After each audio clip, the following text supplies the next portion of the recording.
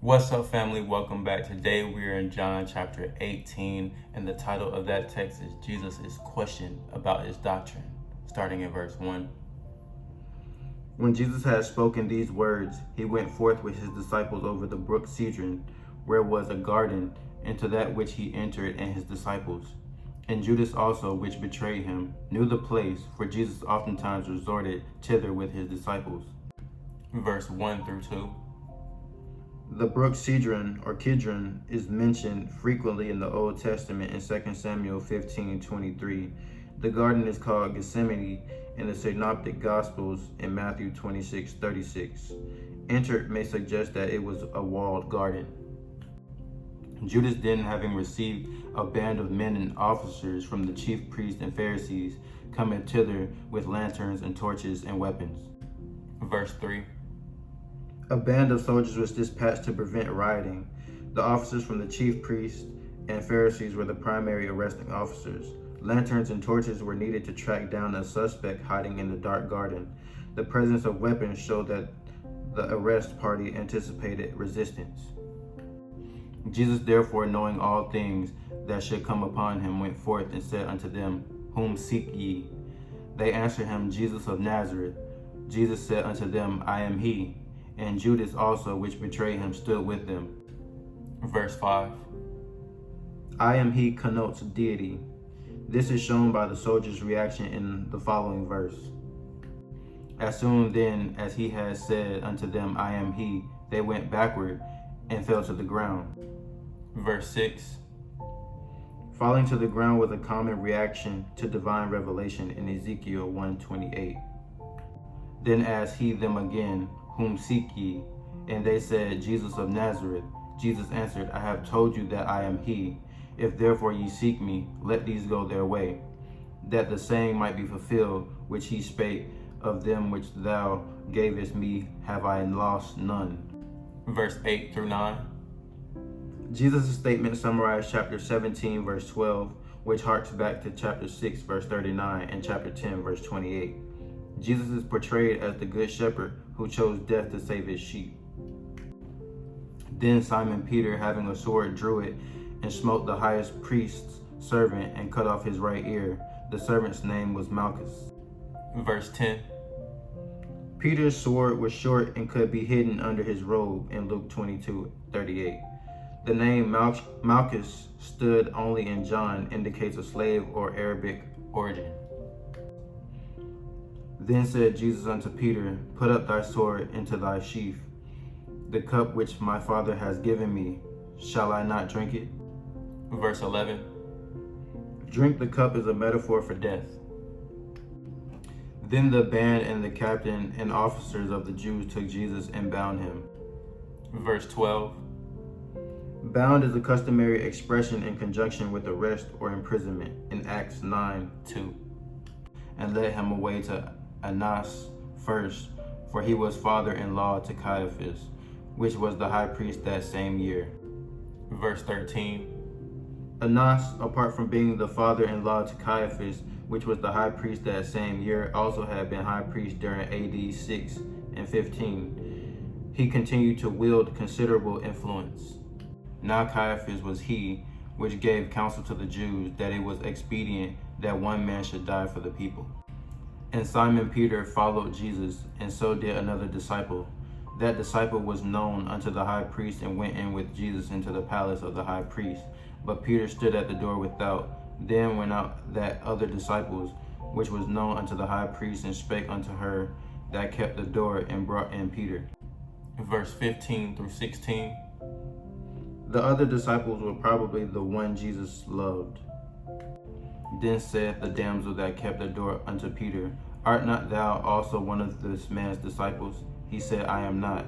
And the servants and officers stood there, who had made a fire of coals, for it was cold, and they warmed themselves. And Peter stood with them and warmed himself. The high priest then asked Jesus of his disciples and of his doctrine. Verse 19. High priest refers to Annas. Questioning Jesus about his disciple and his doctrine suggests that the primary concern was theological. Political charges were later added.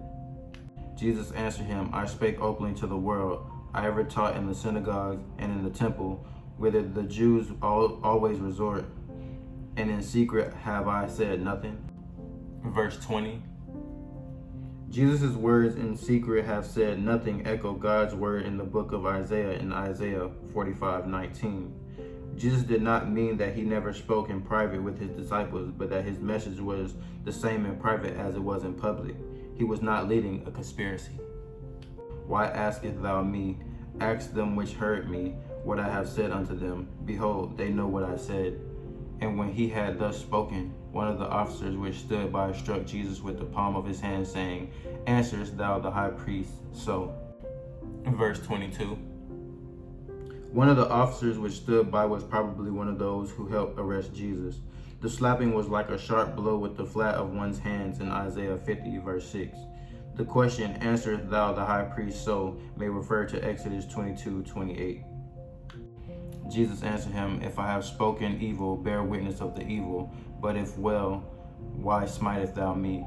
Now Ananias has sent him bound unto Caiaphas the high priest. Verse 24.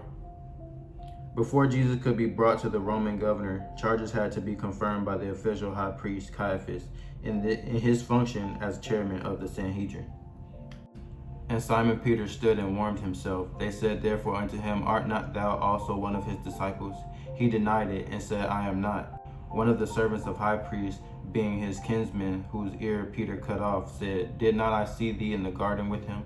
Peter then denied again. Immediately the cock crew. Then led they Jesus from Caiaphas unto the hall of judgment, and it was early, and they themselves went not into the judgment hall, lest they should be defiled, but that they might eat the Passover. Verse 28. The hall of judgment may refer to Herod's palace on the western wall of the temple, or the fortress of Antonia, northwest of the temple grounds. Early probably means shortly after sunrise, when the Sanhedrin met in formal session and pronounced its verdict in Matthew 27:1-2.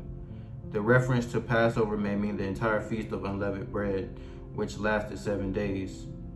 The feast of unleavened bread, which is called Passover, eat the Passover probably means celebrate the feast. Pilate then went out unto them and said, What accusation bring ye against this man? Verse 29. Pilate was appointed by Emperor Tiberius, and he served as governor over Judea from AD 26 until 36 or 37. They answered and said unto him, If he were not a malefactor, we would not have delivered him upon thee.